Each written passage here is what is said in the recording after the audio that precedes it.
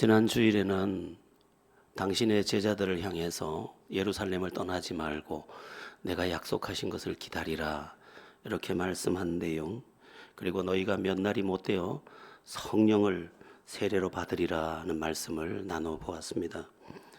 이것은 모든 것 뒤로 하고 성령부터 받아라 이런 이야기가 되겠습니다.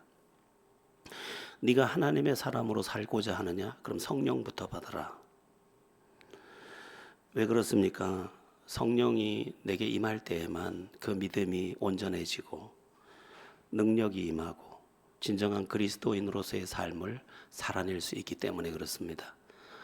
조명이 있어야 볼 수 있듯이 하나님의 나라의 일들은 하나님의 영이 등불로 비춰줘야 비로소 알아보게 되고 깨닫게 되고 믿게 되고 또한 그 믿을 때 임하는 능력도 가지게 되는 것입니다. 예수 생명, 예수 능력이 언제 내 안에 들어오느냐? 성령이 임할 때입니다. 그러므로 바쁜 것부터 하지 말고 다른 볼일부터 하지 말고 내가 약속한 그 성령을 기다려라. 네가 다급한 일로 예루살렘을 떠나고 이 기도의 자리를 떠나고 성령을 약속한 그 자리를 떠나면 네가 권세 있는 삶과 온전한 크리스천의 삶을 살 수 없다고 말씀하고 있는 것입니다. 재미난 이야기가 있습니다. 아프리카 어느 부족이 매일 하루 3번씩 물을 기르러 먼 곳을 다녀오더라는 것입니다. 물을 기르러 3번을 다녀오면 하루해가 다 가는 겁니다. 그 광경을 지켜보던 어느 선교사님이 족장을 찾아가서 이렇게 제안을 했다고 합니다. 족장님, 이러지 말고 우리 마을에 우물을 팝시다. 그러자 이 족장이 하는 말이 그러면 며칠 있다가 와서 이야기를 다시 합시다. 그래서 며칠 만에 갔더니 족장이 아주 슬픈 표정을 하면서 우물을 팔 수 없게 됐다 이렇게 말을 하더랍니다. 그래서 깜짝 놀라서 선교사님이 왜 우물을 팔 수 없게 됐습니까? 물었더니 우리 마을 사람들이 전부 하루 3번씩 우물물을 길러러 가야 되기 때문에 바빠서 우물을 못 판다 이렇게 이야기를 하더라는 겁니다. 참 웃지 못할 이야기죠. 우물을 파면 거기를 안 가도 되는데 집 앞에서 물 기르고 남는 시간에 아이들과 놀고 농사도 짓고 과일도 따고 무엇이든지 할 수 있는데 지금 전부 하루 3번씩 우물 기르러 갔다 오기 때문에 우물 팔 시간이 없다는 겁니다. 참 우스운 얘기인데 오늘 우리가 그렇게 사는 것은 아닌가 싶습니다. 성령부터 받고 나면 모든 문제가 해결되는데 믿음의 문제가 해결되고 권능의 문제가 해결되고 내 안에 치유되지 않던 문제가 해결되고 해답이 내리지 않던 것들이 다 해답을 얻게 되는데 성령부터 안 받고 그 일부터 바빠서 성령 받을 시간이 없다는 거예요. 이것이 현대의 비극입니다. 여러분, 성령부터입니다. 그래서 성령의 통로가 되는 예배부터 기도부터 말씀부터 하나님부터 그때 비로소 내가 성령의 사람으로 세상을 이기고 빛된 삶들과 영광된 인생을 정복할 수 있을 것입니다. 슬프게도 오늘 본문의 시작은 또 다른 제자들의 육신적 접근으로 시작이 됩니다. 예수님께서 내가 약속한 것을 기다리라고 하니까 또 다른 오해를 했습니다. 제자들의 이전의 오해가 뭐냐? 마가복음 10장에 나오는 그 제자들의 오해가 뭐냐? 예수님이 저렇게 능력이 있으시니까 로마의 압제로부터 이스라엘을 건져내고 독립국가를 이루고 나라를 새로 온전케 세울 때 그때 예수님은 왕이 되고 자기들은 그 옆에서 높은 직위를 얻을 것이라고 여겼습니다. 그런데 예수님이 십자가를 지고 그렇게 비참하게 죽는 모습을 보고 모든 꿈이 물거품이 됐다 하고 다 고향으로 내려가고 물고기 잡으러 내려갔는데 예수님이 죽음에서 살아나셔서 다시 약속한 것을 기다리라 하니까 이 제자들이 뭐라고 말을 하느냐? 이스라엘을 회복하심이 이때니까 이렇게 질문을 합니다. 예수님이 하신 그 본래의 그 5절의 말씀 미처 듣기도 전에 그러면 이스라엘을 회복할 때가 이때니까 이렇게 묻는 것입니다. 우리와 참 비슷한 모습입니다. 우리도 이렇게 묻기를 잘합니다. 내가 너에게 은혜를 주겠다. 내가 너에게 진리의 말씀을 주겠다 하면 그러면 내 문제는 다 해결되는 겁니까? 이렇게 다 접근이 된다는 것입니다. 올해는 내 인생 다 해결됩니까? 이번에는 다 해결됩니까? 6월이면 되겠습니까? 7월이면 되겠습니까? 전부 육신적인 접근으로 내 인생의 모든 육적 필요를 타협처럼 주님께 그렇게 구하는 우리의 모습입니다. 주님은 전혀 다른 대답을 하십니다. 7절에서 대답하시는데 우리 7절을 다시 한번 합독해 보겠습니다. 이르시되 때와 시기는 아버지께서 자기의 권한에 두셨으니 너희가 알 바 아니요. 회복이 안 된다는 게 아니고 다만 어느 때 어느 시기에 그런 회복이 있을지는 하나님 아버지가 정한 것이니까 그 하나님 아버지가 때를 정확하게 이루어서 주실 것이다. 그러니까 주님은 육적인 관심을 가지고 묻는 그들을 영적인 관심으로 지금 돌리려고 하고 있는 것입니다. 주님은 언제나 우리의 욕심이 아닌 본질적인 것으로 우리를 인도해 가려고 하십니다. 기도할 때도 이런 경험이 많습니다. 참 심각한 문제가 우리 집에 닥쳐서 금식을 작정하고 이제 교회에 나가서 기도를 합니다. 하나님 아버지, 이 문제를 해결해 주시옵소서. 이 문제를 해결해 주시옵소서. 이 물질의 문제와 가로막힌 이 문제, 이것을 해결해 주시옵소서. 그렇게 기도하는데 주님이 엉뚱한 대답을 하십니다. 네 믿음이 어디 있느냐 이렇게 묻기도 하고, 사업을 위해서 간절히 기도하러 갔는데 내 죄를 보여주면서 죄를 깨닫게도 하시고, 어떤 사람에게 상처를 받고 억울함을 갚아달라고 주 앞에 간구했더니 너의 사명이 무엇이냐 묻기도 합니다. 저는 수없이 많은 기도 속에서 수없이 많은 그런 음성들을 들었습니다. 내가 간 목적은 그게 아니에요. 내가 갈 때는 육적인 목표예요. 하나님, 이 사업, 이번에 이 일이 잘 돼야 합니다. 하나님, 이 일을 어떻게 할까요? 그러면 너의 사명이 무엇이냐? 그러면 주여 용서해 주시옵소서. 내가 또 주님의 뜻을 먼저 구하지 않고 육체를 이렇게 구합니다. 올라갈 때의 간구와 내려올 때의 내 삶이 완전히 바뀌어서 다시 사명을 외치면서 주여 알겠습니다. 주여 사명의 길을 갑니다. 이렇게 했던 수많은 시간들이 저에게 있었죠. 그렇다고 주님이 영영 대답을 하지 않는 것은 아닙니다. 주님은 준비하고 계십니다. 주님이 육체를 지을 때 육체의 필요도 다 준비하고 계십니다. 참으로 세상을 보면 놀랍습니다. 들의 핀 백합화를 보라. 저 참새 한 마리를 봐라. 다 비유로 말씀하시면서 다 먹을 것을 줬고 입을 것을 준비해 주신 것을 우리로 하여금 알게 해 주십니다. 그래서 그 유명한 말씀이 뭡니까? 마태복음 6장 33절 우리가 날마다 외우고, 지난번에도 제가 잘못 말했던데 이 어떤 사람은 전화번호를 0633 해가지고 맨날 이거 외우고 이 말씀 가지고 사는 거예요. 전화 올 때도 0633 뭡니까? 우리 같이 한번 합독해 보겠습니다. 그런즉 너희는 먼저 그의 나라와 그의 의를 구하라. 그리하면 이 모든 것을 너희에게 더하시리라. 순서가 잘못됐다는 것입니다. 네 순서 바꿔라. 영적인 순서를 앞에 세워야 된다. 육적인 순서가 앞에 가면 네 인생이 뒤죽박죽이 된다는 거예요. 과거에 미국에서는 마차를 많이 타고 다녔습니다.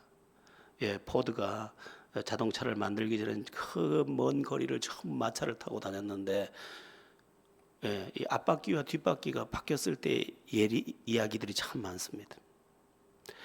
어떤 사람이 어떤 마을에 도착했는데 어떤 사람이 이제 조수지요, 조수. 마차 조수가 이 사람은 급하다 하니까 이게 마차 바퀴를 끼워서 태우고 그 길을 가는데 앞바퀴 뒷바퀴를 바꿔서 끼웠다는 거예요. 그래서 이분은 바쁘니까 그걸 타고 갔는데 그냥 끝도 없이 비탈길을 올라가더라는 거예요. 앞 뒷바퀴가 크고 앞바퀴가 작은데 앞바퀴 뒷바퀴를 바꿔놔가지고 비탈길을 계속 올라. 다음 날 일정이 끝나서 마차를 타고 다시 그곳으로 돌아오는데 길이 다 평평하더라는 거예요. 왜 어제는 그렇게 가파른 길을 갔는데 오늘은 이렇게 평평한가? 바퀴를 바꿔서, 앞뒤를 바꿔서. 우리 인생이 왜 이렇게 가파를까? 똑같습니다. 앞뒤를 바꿔버린 거예요. 우리 인생이 왜 이렇게 삭막하고 거칠까? 앞뒤가 바뀐 것입니다.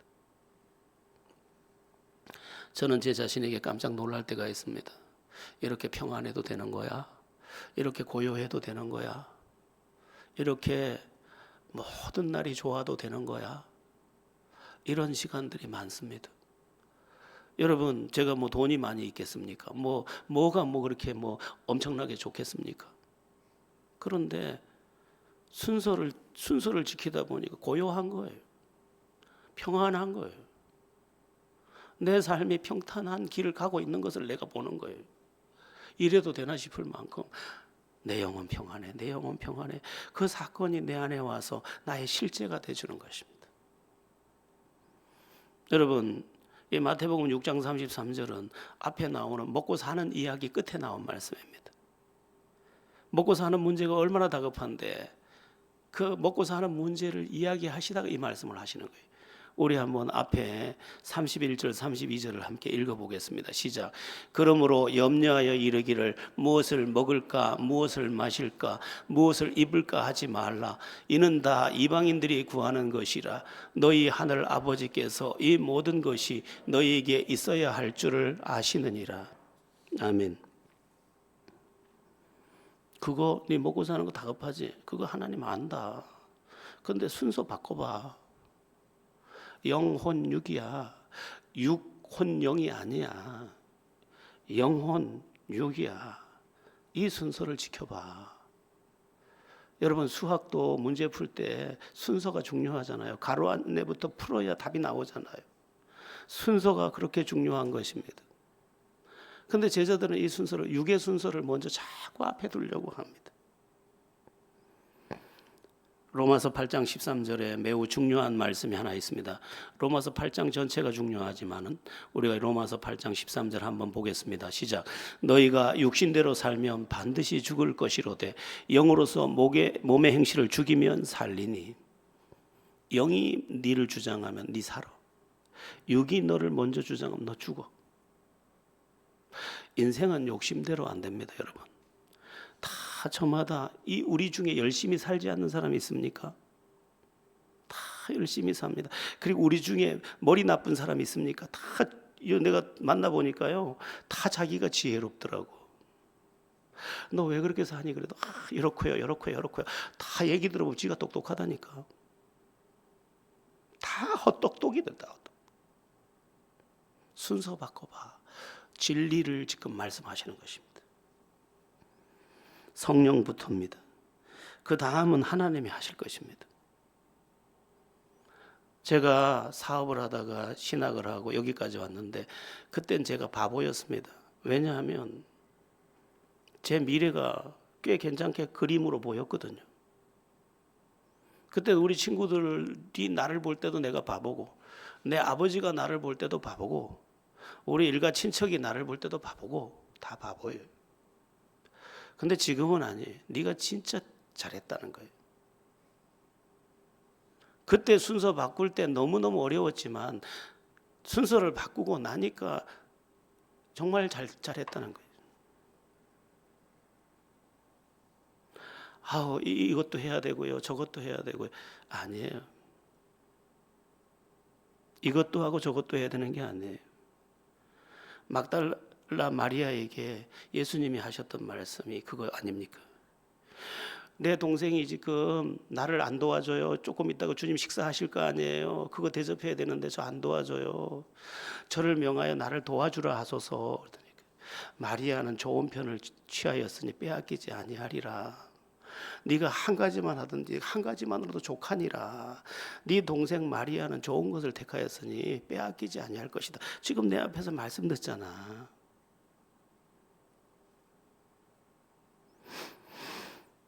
여러분, 속으면 안 됩니다. 마귀가 속여요. 너무도 다급한 일들이 있다고 속여요. 그리고 말씀 앞에 나오지 못하게 하고, 기도 앞에 나오지 못하게 하고, 은혜의 보좌 앞에 나오지 못하게 하고, 계속해서 환경으로 막아버려요. 속지 마세요. 그래, 속지 말라. 각양 좋은 은사들이 빛들의 아버지께로부터 내려오나니 주님이 주셔야 다 된다니까요. 부부간의 관계도요, 주님이 사랑을 줘야 사랑이 된다니까요. 예, 전부 다 손 걸고 시작한 거 아니에요. 그러나 쉬운 게 아니에요.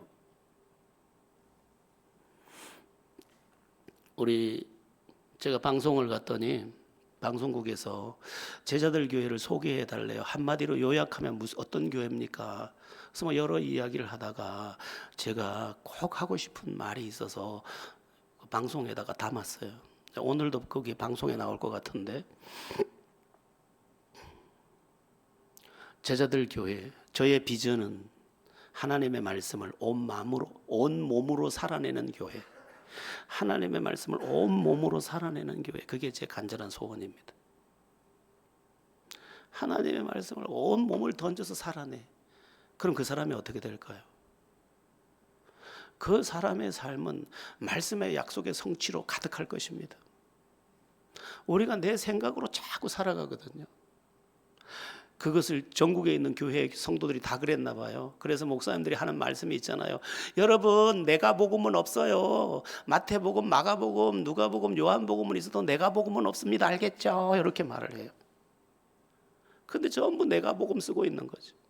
이거저거 짜집기에다 자기 마음대로 써가지고, 그게 성경인 것처럼, 그게 진리인 것처럼, 그게 승리의 처방인 것처럼 그렇게 살고는 오늘도 손 들고 옵니다. 전부의 의지 없어 이러고 또 울고 또 내가복음 펼쳐서 쓰고. 제자들 교회 가족들은 부디 하나님의 말씀을 온몸으로 살아내고 영을 앞세우는, 성령을 앞세우는 그런 믿음의 삶으로 꼭 승리하게 되기를 축원합니다. 자, 이제 유명한 말씀으로 주님이 다시 말씀을 이어갑니다. 이 말씀은 위대한 말씀이죠. 우리 오늘 본문 중에 사도행전 1장 8절 함께 보겠습니다. 우리 합독합니다. 오직 성령이 너희에게 임하시면 너희가 권능을 받고 예루살렘과 온 유대와 사마리아와 땅끝까지 이르러 내 증인이 되리라 하시니라. 아멘. 여기 이 사도행전 1장 8절만 파싱을 해도 어마어마한 게 여기다 담겨 있죠. 그래서 조금씩 파싱을 하면서 이렇게 나눠 보겠습니다. 오직 성령이 너희에게 임하시면, 오직 성령이라고 말씀하셨습니다. 여러분, 우리의 영적인 삶에서 오직을 쓸 수 있는 유일한 분이 성령 하나님입니다. 왜 그러냐? 성령이 믿음을 줘야 믿을 수 있기 때문입니다. 성령이 깨닫게 해주셔야 깨달아지기 때문입니다. 구원론적으로 성부, 성자, 성령 하나님이 다 동원이 되는데, 성부 하나님은 우리를 지명했습니다. 너를 구원할 거야. 너를 구원할 거야. 우리가 보지 못했지만 영원전에 2023년에 여기 앉아있는 우리를 보시고 지명했습니다. 예수님은 십자가를 질 때 하나님이 지명해 놓은 그와 눈을 맞추며 십자가를 지셨습니다. 성령 하나님은 그를 찾아가서 하나님이 선택하고 예수님이 성자 하나님이신 예수님께서 그를 위해서, 그를 지목하여 죽은 그를 찾아가서 그에게 믿음을 발생시켜 줍니다. 그래서 성부 하나님과 성자 하나님과 성령 하나님이 다 동원돼서 나를 건져내는 겁니다. 그런데 성령이 역사하지 않았다. 앞에 것이 다 무효입니다.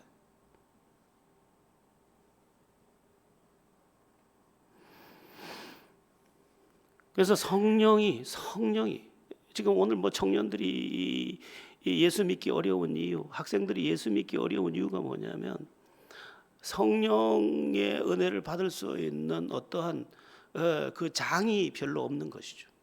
마음도 별로 없고요. 예. 심령이 가난한 자 복이 있나니 천국이 저희 것인데 갈급한 심령이 돼 있지를 않고요. 옥토밭에 뿌려져야 이것이 30배, 60배, 100배를 거두는데 마음밭이 돌짝밭과 같거든요. 그러니까 성령이 인격이신 성령은 성령이 인격이시기 때문에 막 짓밟고 들어가지 않습니다. 문을 열어줘야 들어갑니다. 무례한 사람은 그냥 막 들어오지만 인격적인 사람은 노크를 하고 들어오지 않습니까? 대답을 듣고 들어가는 것입니다. 성령은 인격이기 때문에 내가 영접을 할 때 성령이 내게 임하는 것입니다. 내가 간구할 때 임하는 것입니다. 내가 사모할 때 임하는 것입니다. 그분은 절대로 강제로 짓밟지 않습니다. 지극히 인격적이십니다. 근데 그 성령이 올 때 눈이 열리고 귀가 열리고 마음이 열리고 그러면서 믿음이 오고 믿음이 오면서 하늘도 열리고 다 열려버리는 것입니다. 그 오직 성령입니다. 오직 성령. 우리를 믿음 안에 거하게 하는 그 첫 번째 키 오직 성령입니다. 성령부터입니다. 성령부터. 그래서 구원의 9단계를 시작할 때 소, 중, 회, 신, 칭수, 성견, 영이라고 하는데 처음에 소는 부르심. 누가 부르느냐? 성령께서 불러주는 거예요. 중, 거듭남. 누가 거듭나게 하냐? 성령이 거듭나게 하는 거예요. 회개, 돌아섬.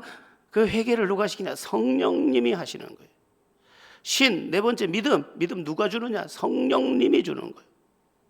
칭, 의롭다 하게 칭하게 하는 그 칭의 누가 주는? 성령님이 하시는 거예요. 수, 양자됨 누가 하나님의 자녀되게 만드느냐? 성령님이 하는 거예요. 성화 거룩하게 되는 걸 누가 하느냐? 성령님이 하는 거예요. 견, 누가 나를 하나님의 손에서 놓지 않도록 만들어주냐? 성령님이 하는 거예요. 영화, 나를 영화롭게 누가 만드느냐? 성령님이 하는 거예요. 성령님이 해야지 되는 거예요. 그 성령 없는 기독교는 그게 카톨릭이에요. 카톨릭. 그래서 매일 뭐 구제해야 된다 하고 뭐 그게 구제가 나쁘다는 게 아니고 딴 짓을 하는 겁니다. 육체가 할 수 있는 일을, 영이 할 수 있는 일을 못하고 육체가 하는 일만 하는 거예요. 제가 공부를 많이 한 로이드 존스 목사님이라는 분이 쓴 카톨릭의 정체라는 글이 있는데 거기 보면 사탄이 만든 최고의 작품 카톨릭이래요. 그들도 하나님 믿는다는 거예요. 자기들도 예수 믿는다는 거예요. 자기들도 성경 가지고 한다는 거예요. 그런데 교묘하게 아주 사랑이라는 그 아주 그럴듯한 그 커튼으로 가려가면서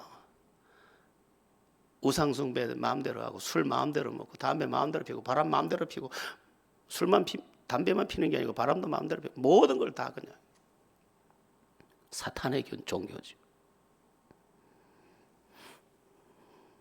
그러면서 그들 봉사 많이 합니다. 봉사라는 이름으로 자기들을 다 속이는 거죠. 사탄도 자기를 광명의 천사로 가장하나니 자기를 가리는 것입니다. 가톨릭을 욕하고 싶어 욕하는 게 아닙니다. 속고 있기 때문에, 거짓 영이 역사하고 있기 때문에.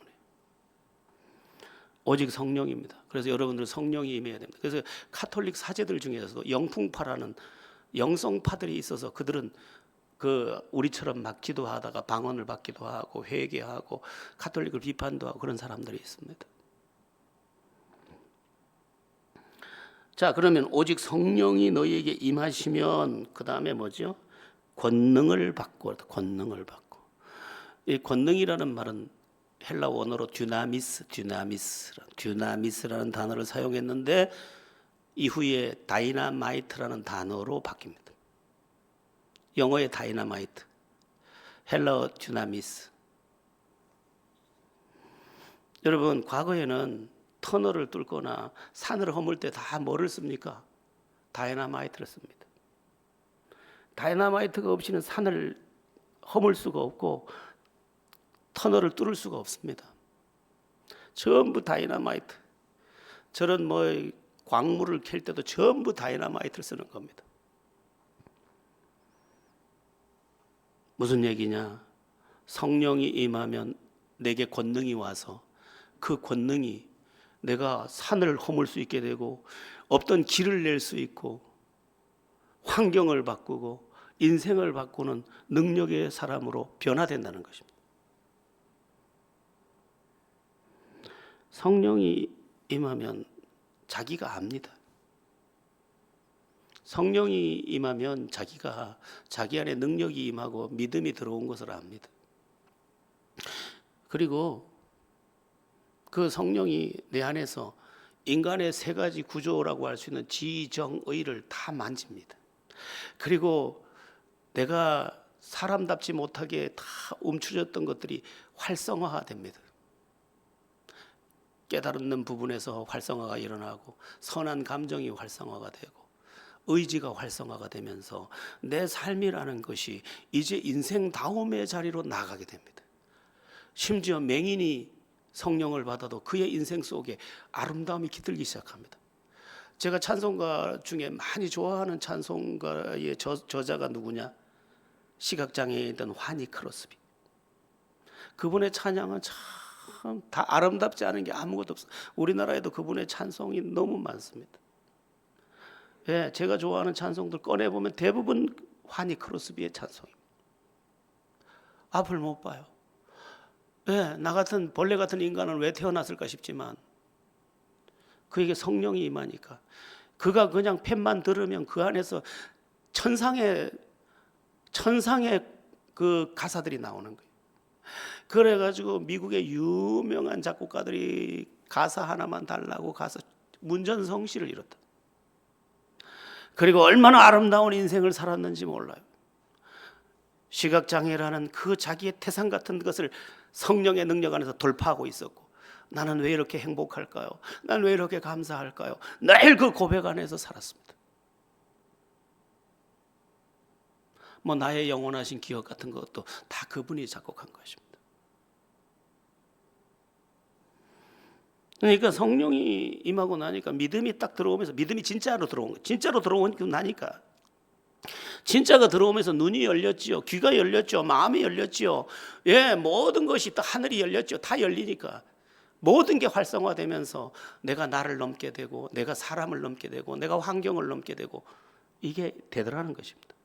여러분 제일 인간에게 골치 아픈 존재가 바로 납니다. 나를 넘어버리는 거예요. 나의 열등감도 넘고 다 넘어버리는 거죠. 그 다음에 사람을 넘습니다. 사람이 왜 사람이 비참하냐면 사람 눈치 보느라고 비참하거든. 유시민 씨가 고 노무현 전 대통령에게 이런 질문을 한번 했더라고요. 열등감 있죠? 무슨 열등감을 말합니까? 그러니까 학력 컴플렉스 있다 아닙니까? 고등학교밖에 못 나왔고 그러나 컴플렉스 가지지 마세요. 60명밖에 안 붙는 사법고시에 패스했다 아닙니까? 그리고 장점을 많이 가지고 있어서 우리같이 똑똑한 사람, 학력 좋은 우리 같은 사람이 참모로 있으니까 힘을 내십시오 이렇게 말했다는 거예요. 다 그럴듯하게 다 있는 것 같아도 다 저마다의 열등감과 컴플렉스가 있고 사람의 눈치를 보는 게 인간인데 근데 그걸 못 극복을 합니다. 그런데 성령이 오면 극복이 되는 거예요. 극복이. 제가 페이스북에다가 제 얼굴을 저기 아주 태산같이 크게 찍어가지고 올려가지고 글을 올려놨더니 저희 집사람이 보고 참 당신 진짜 용감하고 왜 내 얼굴이 어때서? 네. 다 나름의 개성은 있는 거 아니겠습니까? 오늘 아침에 여기 예배하러 올라오는데 박문희 전도사님, 목사님 핸섬하십니다. 그래서 내가 한마디 했죠. 은혜 받은 눈은 다르구만. 사람을 넘어야 됩니다. 사람 때문에 많이 힘들어합니다. 그냥 넘어버리면 됩니다. 근데 성령이 오면 넘어가게 해줍니다. 환경도 너무 많이 걸려서 허우적거려 넘어집니다. 권능이 왔기 때문에. 그리고 과거를 넘게 됩니다. 과거의 상처들, 분노들을 넘습니다. 제가 페이스북에서 만난 헬레나 정이라고 하는 아주 귀한 선교사님이 한 분 계십니다.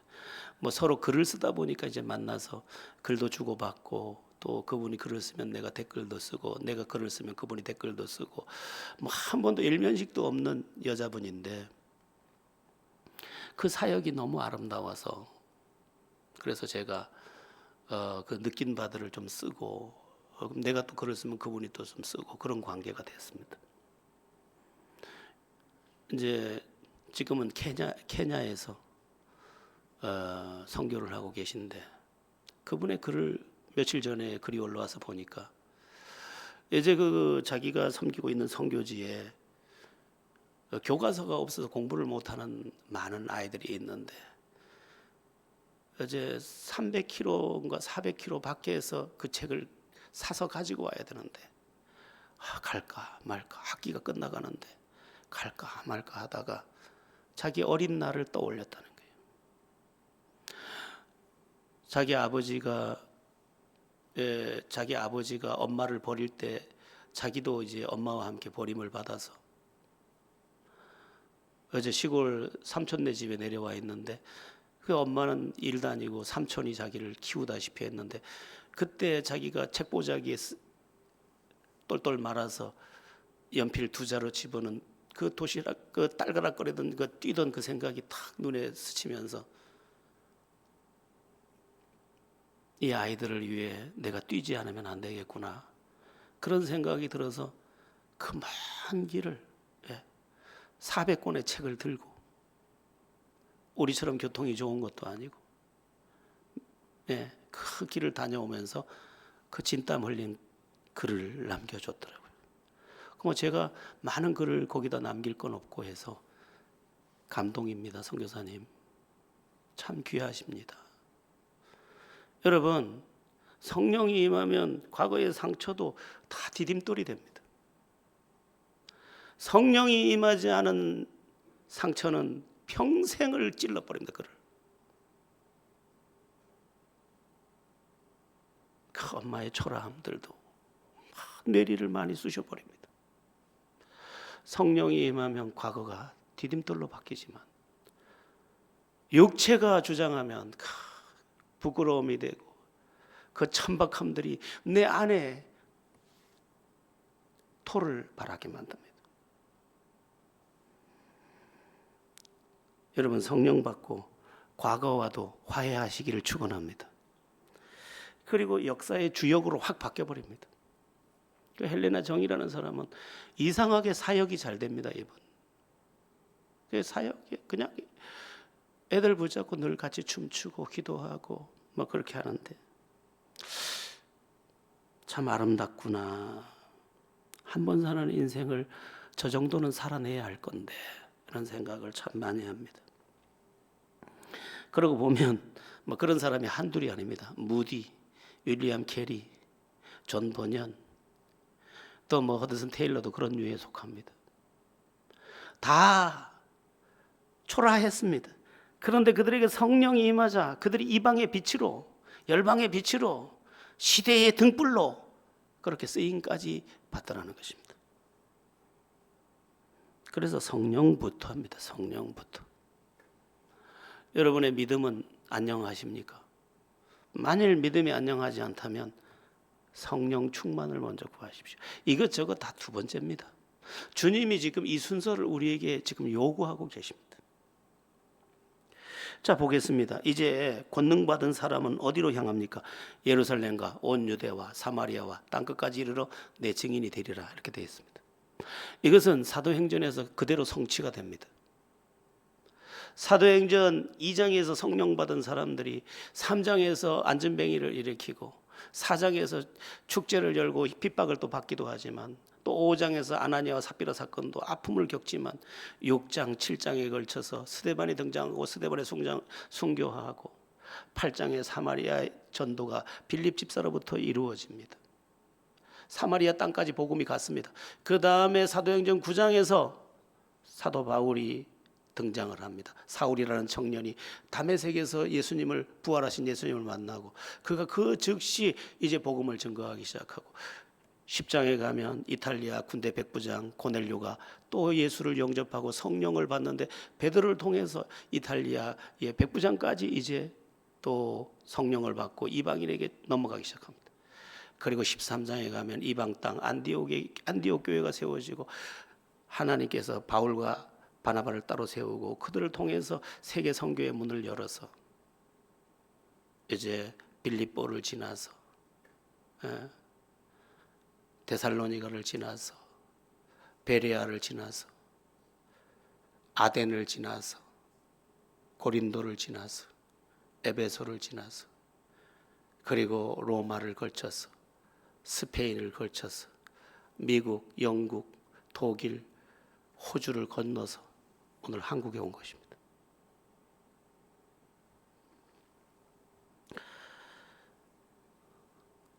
복음은 생명을 가지고 있기 때문에 자체적인 운동력을 갖고 있습니다.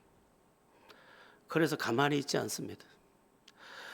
옆집에 지금은 다 아파트를 이렇게 사니까 그런데 옛날에 옆집에 이사를 오면 예수 믿는 사람은 그를 다르게 봅니다. 내가 저분을 어떻게 전도해야 되지?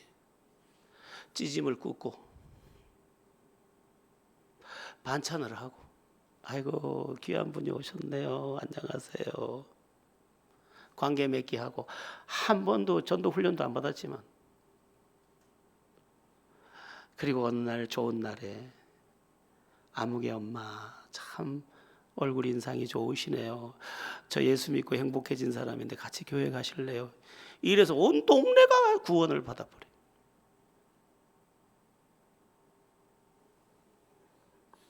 오늘 본문에 보면 증인이 되라 이렇게 안 하고 되리라 이렇게 했습니다. 네 성령 받잖아. 그럼 너 증인 될 거야. 이것은 네가 억지를 부리는 게 아니고 그렇게 되는 거야. 그 말씀하는 거죠. 이 증인이라는 말도 굉장히 엄격한 말입니다. 말투스라는 헬라어가 되어 있는데 순교자라는 뜻입니다. 두 가지 의미로 두 가지로 적용됩니다. 한 가지는 네가 박해를 받아도 예수를 모른다고 하지 않을 거야. 네가 죽어도 예수를 아는 사실이 네 안에 있기 때문에 네가 모른다고 못할 거야. 죽어도 예수 그러고 죽을 거야. 너 증인 될 거야. 네. 죽어도 네 자신이 증거할 거야. 이 첫 번째입니다. 여러분 요한계시록 13장을 보면 말세를 사는 것이 굉장히 어렵습니다. 나중에는 적그리스도가 나타나서 적그리스도가 얼마나 능력이 있는지 이 적그리스도가 죽었다가 살아나 가지고 이 적그리스도가 우상을 만드는데 그 우상에게 생명을 불어넣어서 우상으로 말을 하게 합니다.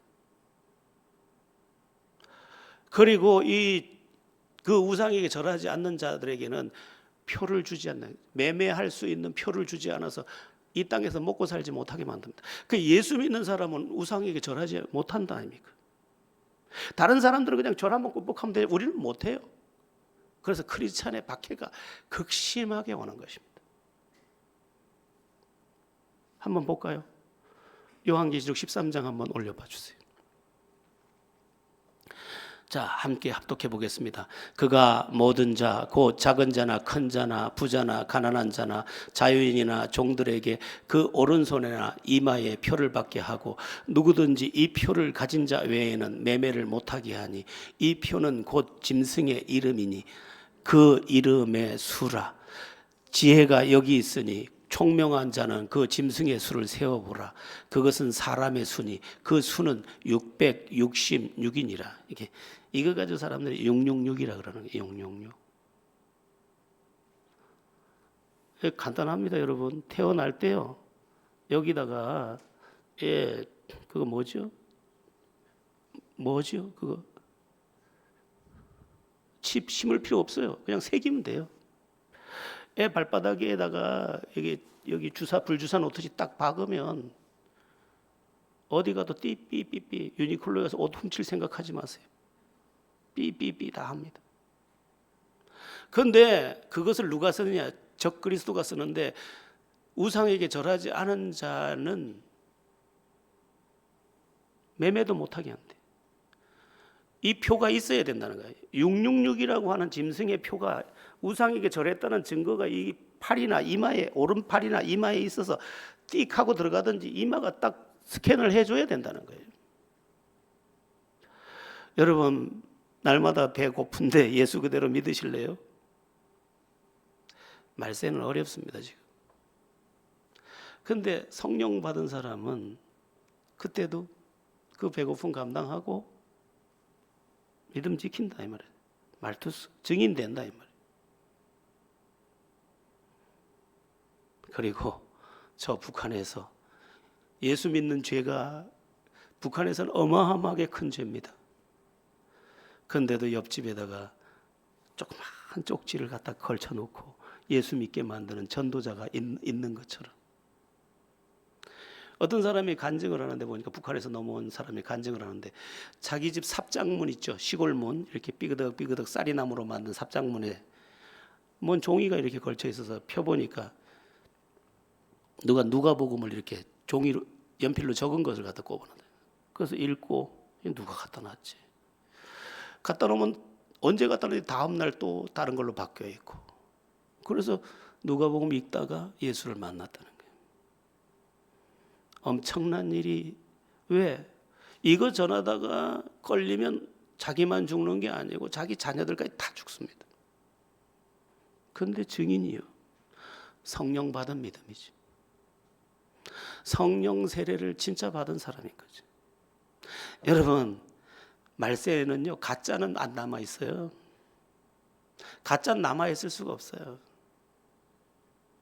알곡은 흔들수록 안으로 쭉정이는 흔들수록 밖으로. 네, 지금 뭐 코로나 지나고 그래서 어느 교회가 1000명 모였는데 600명이 온다 그러면서 지금 다시 모이자 별 구호를 다 외치는데 어려운 때를 만났습니다. 근데 이때가 언제냐? 진짜와 가짜를 가리는 때입니다. 근데 성령 받은 사람들은 그때 자기 믿음을 증언합니다. 옆집에도 증언하고 자기 자신에게도 증언하고 죽음 앞에서도 증언한다. 사도 바울이 사도행전 26장에 가면 아그리빠 왕 앞에서 마지막 재판을 받습니다. 근데 아그리빠 왕이 묻습니다. 네가 그리스도인이냐? 너의 많은 지식이 너를 망하게 하였도다. 바울이 내가 이렇게 왕 앞에서 결박된 것 외에는 왕 당신도 나와 같이 되기를 원하나이다. 당신은 하나님을 믿으시나이까? 믿으시는 줄 아나이다. 그 자리에서 아그리빠 왕을 향해서 복음을 전해버립니다. 우리가 그런 사람들입니다. 이게 미친 거죠.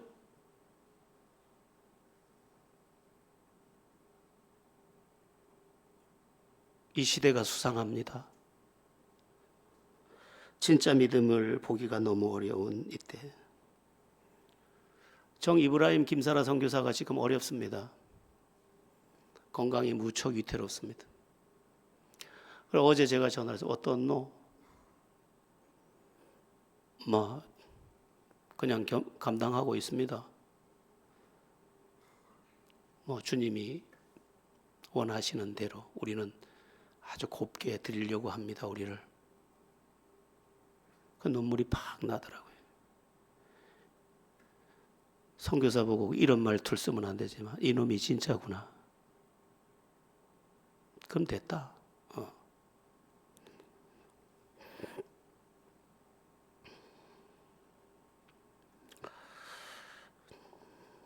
여러분,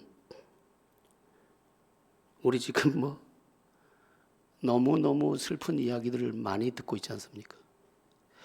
11조가 성경적이냐 묻고 유튜브에서 그걸 따지자고 대들고 너무 슬퍼요. 그것도 못해?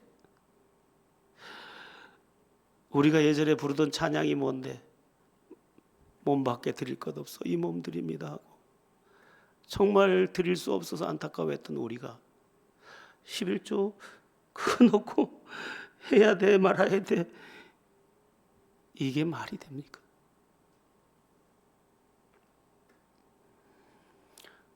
자, 성령이 임하자 권능이 임했고 권능이 임하자 이들이 예루살렘과 온 유대와 사마리아 땅까지 이르러 내 증인이 되는 역사를 이제 열어가게 됩니다. 그 증거는 사도행전 2장 이후에 나타나게 됩니다. 물론 그 사이사이에 사탄이 엄청나게 틈을 탑니다. 5장에서도 틈을 타고 사도행전 16장에서도 사탄이 틈을 탑니다. 계속 틈을 탑니다. 사도 바울이 데살로니가 갔을 때도 그를 시기해서 또 사탄이 틈 탑니다. 어마어마한 틈을 탑니다.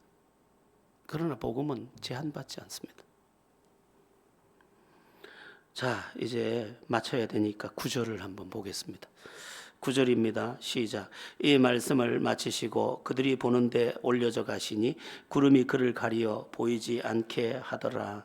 아멘. 보는데라는 헬라 원어는 계속해서 눈을 떼지 않고 끝까지 지켜봤다라는 뜻입니다. 문법으로 하면 현재 분사 완료형을 썼습니다. 계속해서 보고 있었다. 그럴 수밖에. 어떻게 사람 몸이 하늘로 올라갑니까? 그런데 과학적으로 불가능한 그게 뭡니까? 예수님의 몸은 이미 육체의 몸을 벗어서 신령한 몸을 입었습니다. 육의 몸이 있은즉 영의 몸이 있다고. 우리 몸도 마지막 날에 호련히 변화되리니 고린도전서 15장 51절에서 52절에 이 내용이 나옵니다. 우리 함께 고린도전서 15장 51절에서 52절을 합독해 보겠습니다. 보라 내가 너희에게 비밀을 말하노니 우리가 다 잠잘 것이 아니요 마지막 나팔에 순식간에 호련히 다 변화되리니 나팔 소리가 나매 죽은 자들이 썩지 아니할 것으로 다시 살아나고 우리도 변화되리라. 이 몸이요 호련히 순식간에 호련히 변화되리니 그건 몰라요. 하나님의 방법. 여러분 애벌레가 고치를 만들어서 그 안에서 깨어나올 때 찬란한 날개를 펼치면서 하늘을 나는 것처럼 호련히 그는 하루 종일 기어봐야 10m 갈까 말까한 그 애벌레가 하나님의 그 법칙 안에 딱 들어가서 그 법칙에 순종하자. 기기도 바빴던 그가 가장 아름다운 나비로 하늘을 휘젓는 것입니다. 하나님은 그런 예들을 준비해 놓고 보라는 거예요. 여러분 독수리가 어떻게 하늘을 저렇게 날고 눈이 어떻게 저렇게 밝습니까? 하나님이 그렇게 만들어 놓은 거지. 물고기가 어떻게 저렇게 바닷속을 기류를 따라서 난기류, 한대기류를 타면서 자기 온도를 찾아서 자기 먹이를 찾아냅니까? 하나님이 그렇게 만들어 놓으시고 우리의 마지막 그 시간도 마찬가지입니다. 하나님께서 우리를 홀연히 변화시켜 주신대. 그리고 가셨던 그분은 우리에게 다시 오신다고. 너희가 본 그대로 다시 오신다. 이렇게. 뭐하러 다시 오십니까? 이 부분을 잘 알아야 됩니다.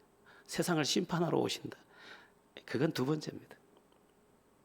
첫 번째는요, 우리를 데려가시려고 오는 겁니다. 요한복음 14장에 이 내용이 아주 잘 나와 있습니다. 우리 요한복음 14장 1절에서 3절을 보고 여러분들의 몸이 뒤틀리는 것을 감안하여 이제 끝내보도록 하겠습니다. 요한복음 14장 1절에서 3절입니다. 시작. 너희는 마음에 근심하지 말라. 하나님을 믿으니 또 나를 믿으라. 내 아버지 집에 거할 곳이 많도다. 그렇지 않으면 너희에게 일렀으리라. 내가 너희를 위하여 거처를 예비하러 가노니 가서 너희를 위하여 거처를 예비하면 내가 다시 와서 너희를 내게로 영접하여 나 있는 곳에 너희도 있게 하리라. 지금 주님이 하늘로 올라가셨다가 다시 온다는 약속은 뭡니까? 내가 가서 처소 다 준비되면 너 데리러 올게. 어느 집에 불이 났는데 아빠가 한동안 안 보여요. 그래서 우리 아빠 어디 간 거야? 우리 아빠 어디 간 거야? 했더니 어느 날 탁 짠 하고 나타나더니 가자. 갔더니 세상에 그때 불탄 집은 집도 아니에요. 여기가 침실이란다. 여기가 거실이란다. 여기가 내 공부방이란다. 여기가 네 옷방이야.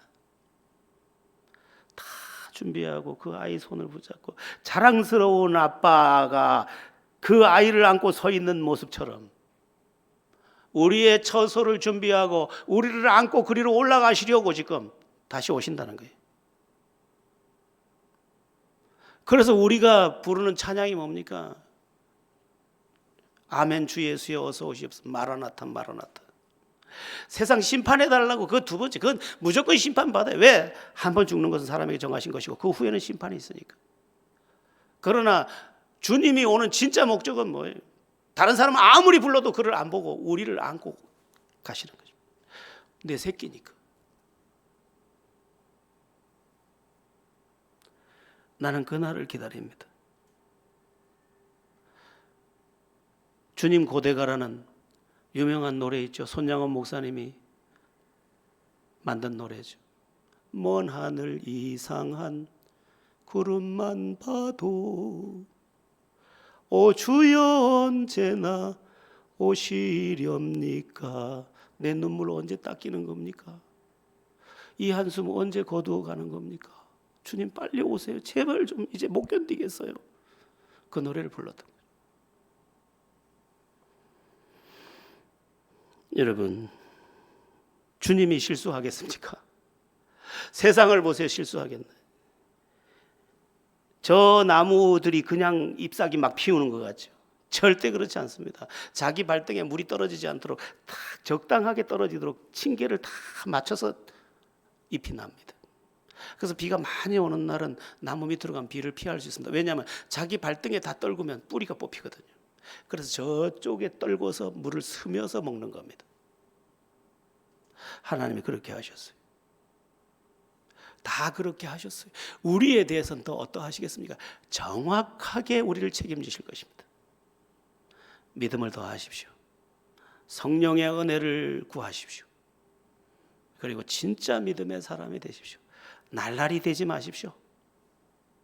하나님의 은혜의 계절 안에 이 험한 세상 속에서도 찬송할 이유가 있고 경배할 이유가 있고 증거할 증거가 있는 위대한 믿음들 다 가지게 되기를 예수의 이름으로 축원합니다.